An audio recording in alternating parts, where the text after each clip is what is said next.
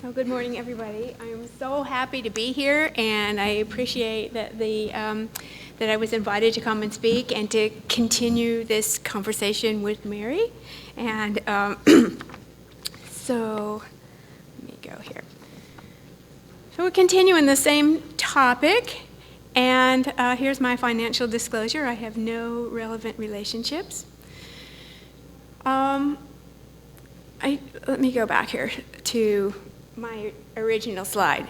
I'm a professor, and I'm used to walking around amongst the class members, so if you see me kind of walking this way, I'll try to stay by the microphone, but I can't see you. Are you taking notes over there in the back?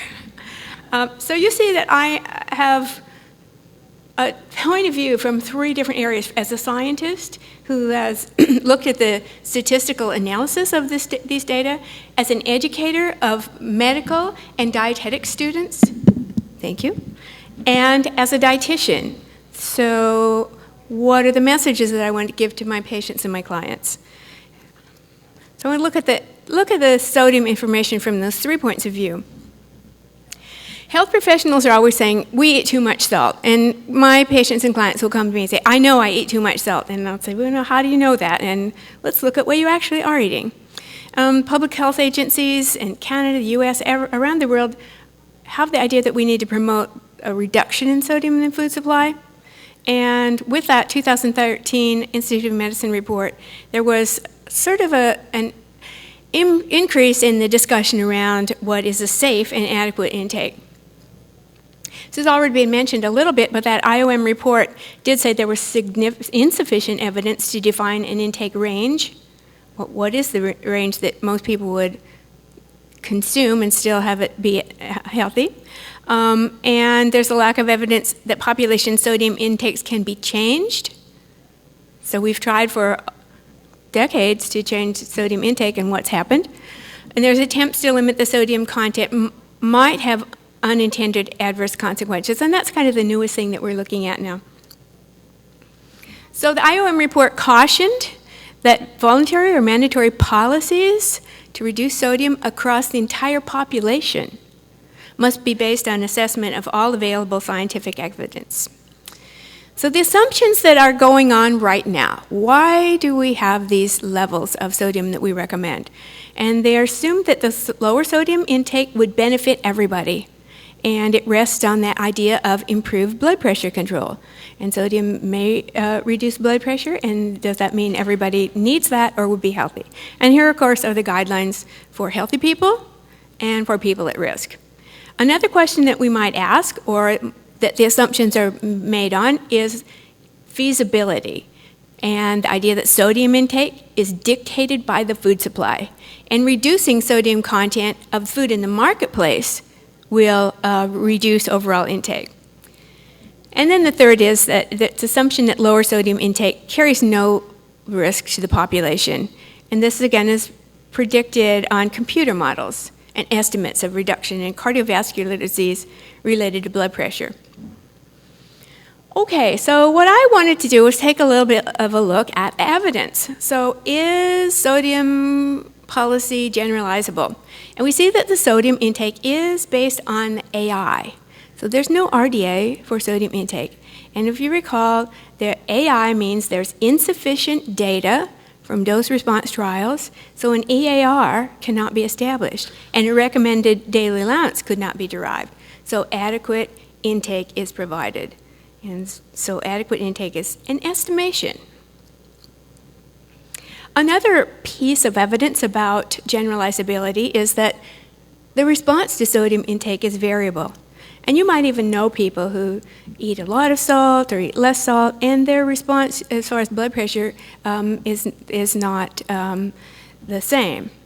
Here is a Cochrane review, and as Dr. Leve talked about, the various types of studies that you would include in a review could vary, but in this case, what they looked at was diastolic blood pressure effect, high versus low versus high sodium, that there was a great deal of heterogeneity in response to blood pressure or to sodium and blood pressure. So why did we even get the idea that sodium should be reduced? And we can go back to Louis Dahl. And in the studies that he did before the 1960s in rats and then later in humans, he determined that sodium was associated with blood pressure, and if blood pressure then was associated with diseases, then maybe sodium should be reduced. Here's a paper that he wrote that he found approximately a quarter to a third of the patients with hypertension, a quarter to a third of patients with hypertension had a significant fall in blood pressure. So that means 2/3 and 3/4 did not. And only one of the non-hypertensive subjects had a fall in blood pressure, minor significance. So even back in 1958, there were questions. Let's move on to the idea of feasibility. And really that's what I and the group of people have been looking at since about 2008. And our idea is that regardless of food supply, sodium intake is a homeostatically regulated process. There's actually a pretty narrow range of intake, and biological and neuroscience research shows that there's a physiologic control of sodium.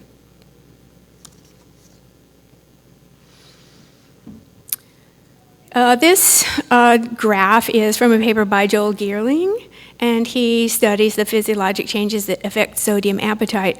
And you can see from this that there are so many factors and so many feedback mechanisms and so many ways to make sure that the extracellular fluid, which is sort of the barometer of what the sodium and fluid is in your body, is maintained within a pretty narrow level.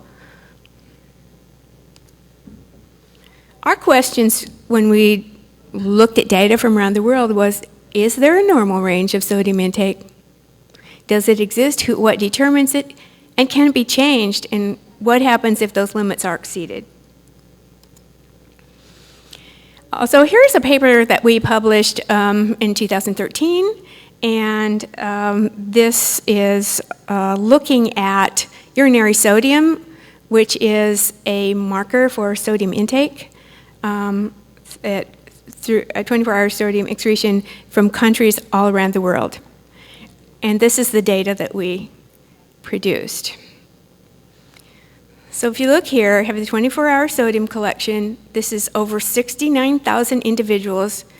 These were studies that were selected from over 5 decades and 45 countries. And we found that the mean sodium intake was about 3,700 milligrams per day. And the range was from 2,600 to about 4,800. And there was nobody who was, in these studies, who was really a lot higher or a lot lower. And in fact, that 120 millimoles, or about 2,600 milligrams per day, seemed to be the lowest point that anybody, free-living people who got to show their own sodium, did not go lower than that.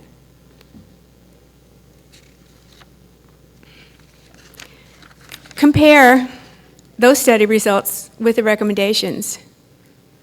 And you see the range there, 2,600 to 4,800 is nothing like the recommendations.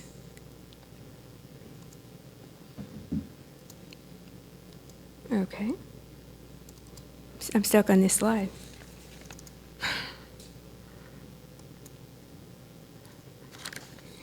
I want you to study this one. This won't move on you? Oh, okay. Oh, I pressed enter. And Oh, okay. okay, sorry. Thank you. Magic fingers. We looked at that data in a little bit different way to see who and how many people were actually in the various ranges of sodium. And if you see there on the bottom, it's small print, the range of sodium per day in the various quintiles. And the range of sodium in that quintile 3 has, of course, most of the individuals in the studies that we looked at. And it looks like a normal curve. And we would expect that from any nutrient.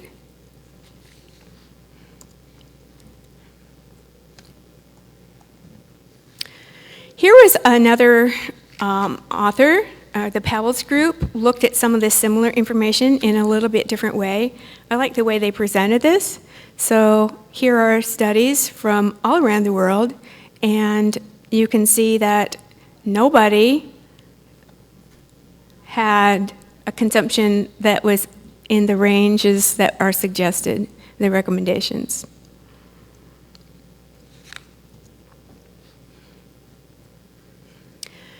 A further study, Adam Bernstein's group looked at the 24-hour urine sodium excretion from 1957 to 2003, and they mentioned that they found a similar mean to what we had published, but this also shows that there was really no change in time from 1957 to 2003. The sodium intake was pretty stable. And it wasn't that people were just eating a lot more processed foods or learn more about sodium and try to reduce it. So is this evidence that tells us that maybe there is a sort of a normal sodium intake?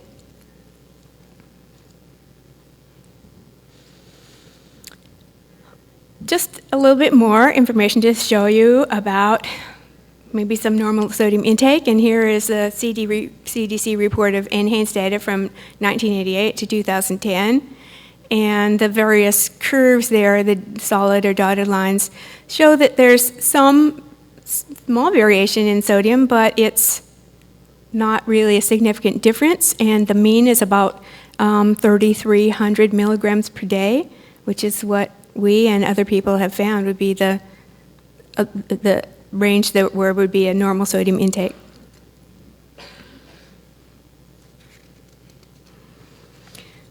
So we accepted that there's some sort of normal sodium intake and some normal range, and the next question we asked was, can sodium intake be modified by public policy? If we tell people to eat less sodium, if we reduce sodium from the marketplace, will sodium intake actually go down?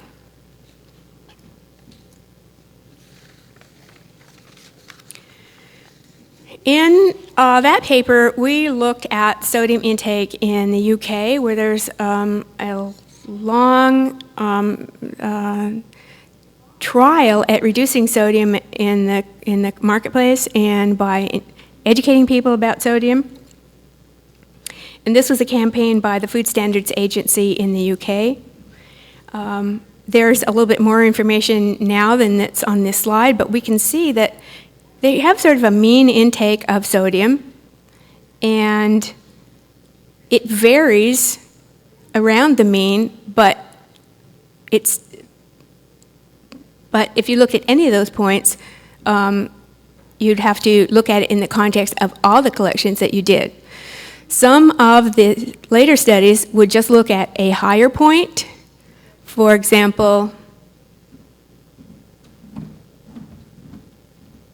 so the 2001 would be one of the higher points. Okay, well, let's use that one as our baseline and then compare where sodium intake went when we had these policies or interventions to reduce sodium. And that wouldn't really be fair, because if you looked at some of the previous studies that were done in the same area, maybe you would see that sodium intake actually didn't change. It just kind of varies according to the collection and the population that you're looking at a particular date. Oops.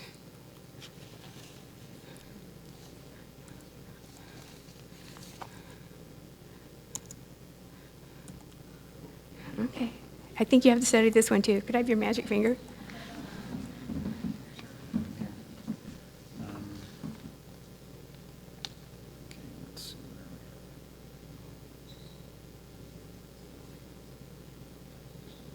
What did you press? Do you know? Dan? There we go.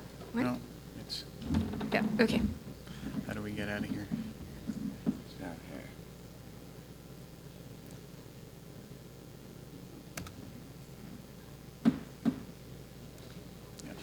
So I want to be in this one, yes.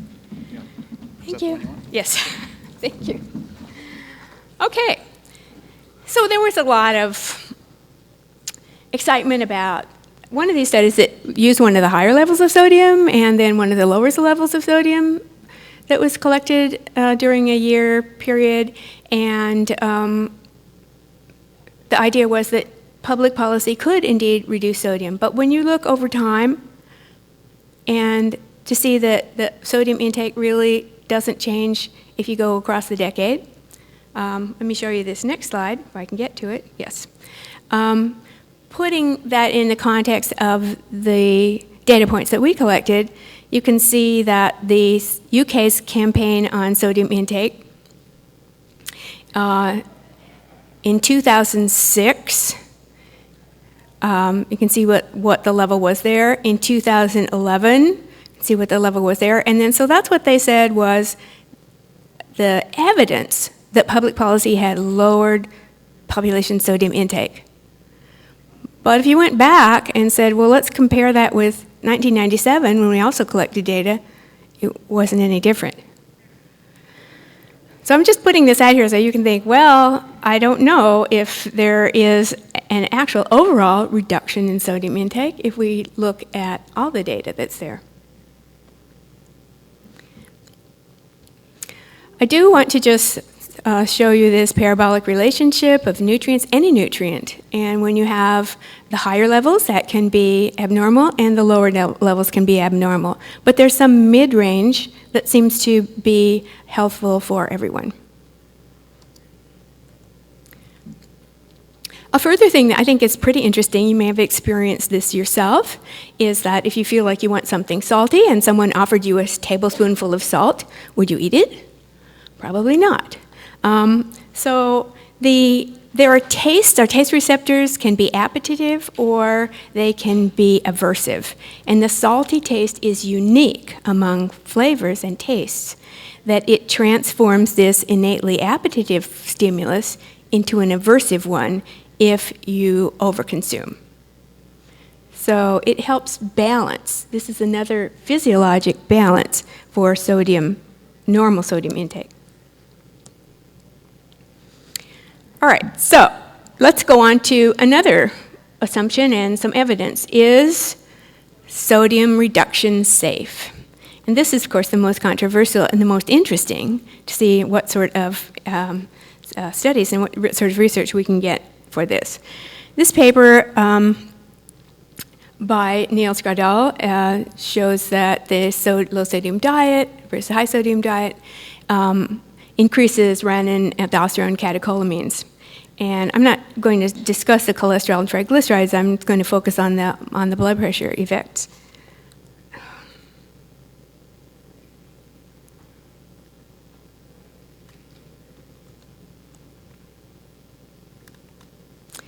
So here again is another meta-analysis of the effect of lower sodium on renin. Again, it's a heterogenic display of lowering sodium and then the renin or the hormonal response to low sodium.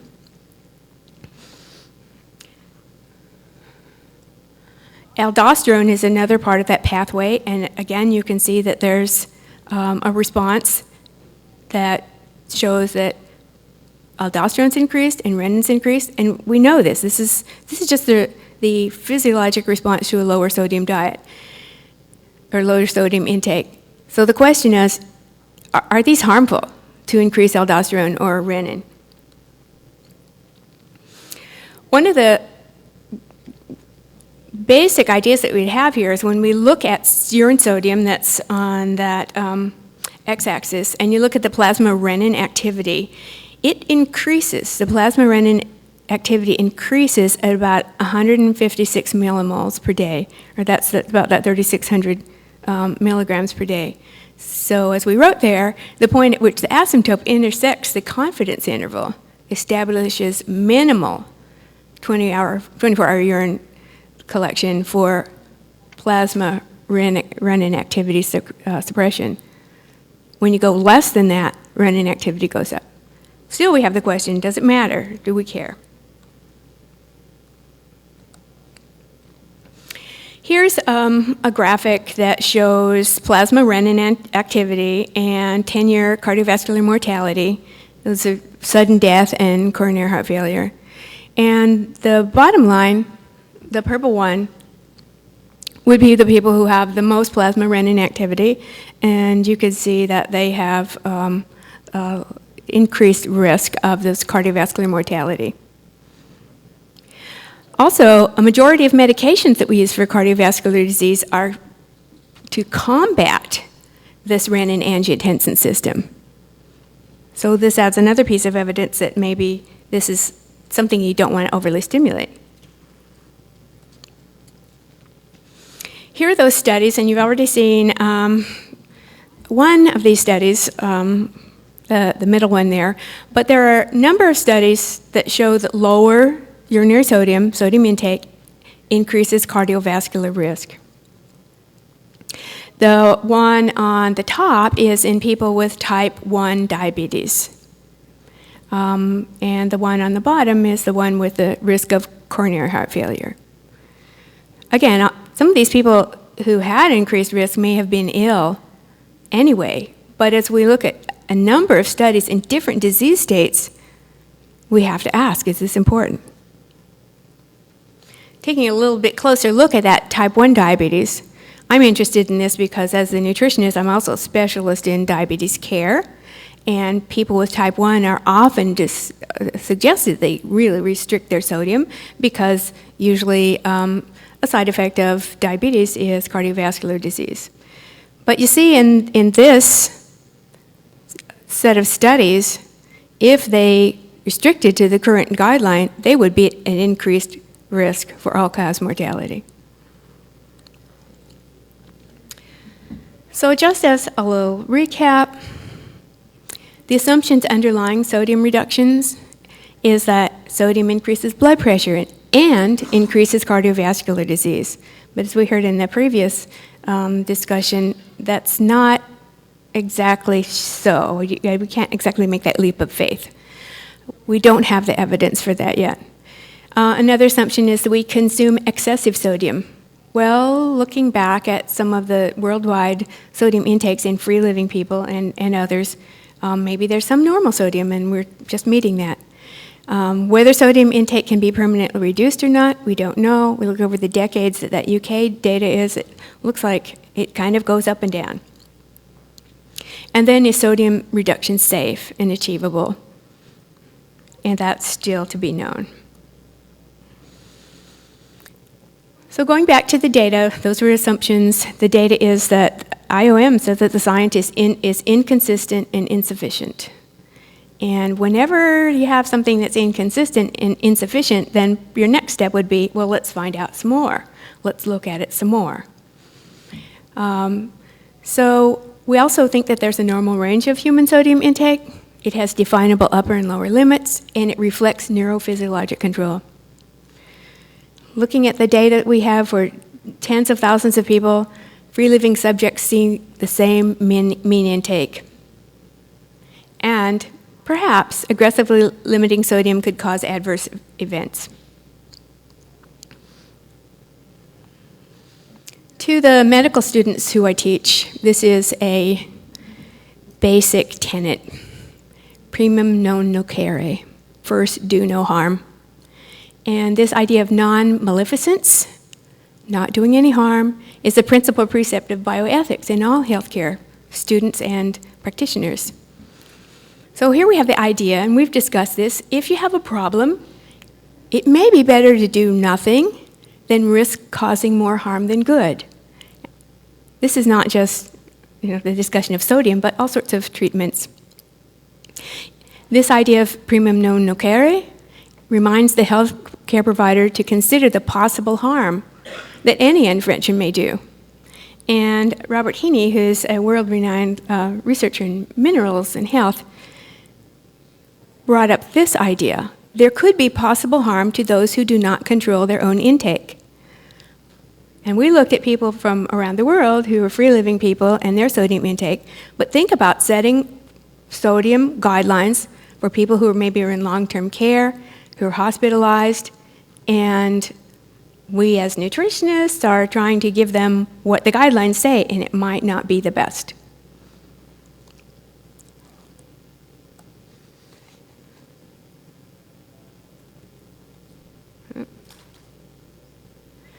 So then my last slide here is, what would we tell patients and clients? I always hope that a positive message would be better for helping people make behavior change. And you think about the consequences of focusing on sodium and that reducing sodium, taking it out of, telling people they're doing the wrong thing. And we are missing a discussion about what's not in the diet. So it would be more helpful to look at a potassium, sodium, and other nutrients and see what the balance is. And that would be more important than the effect of any single mineral. We think about the resources that we put in reducing a single mineral, when maybe it would be more helpful to look at a broader scale. So an overall healthful diet includes a variety of nutrients, not a fixation on a single ingredient, is the best way to achieve good health. So you just go back to that same old idea that eat a variety of foods, fruits and vegetables, whole grains, and I'll see you next week.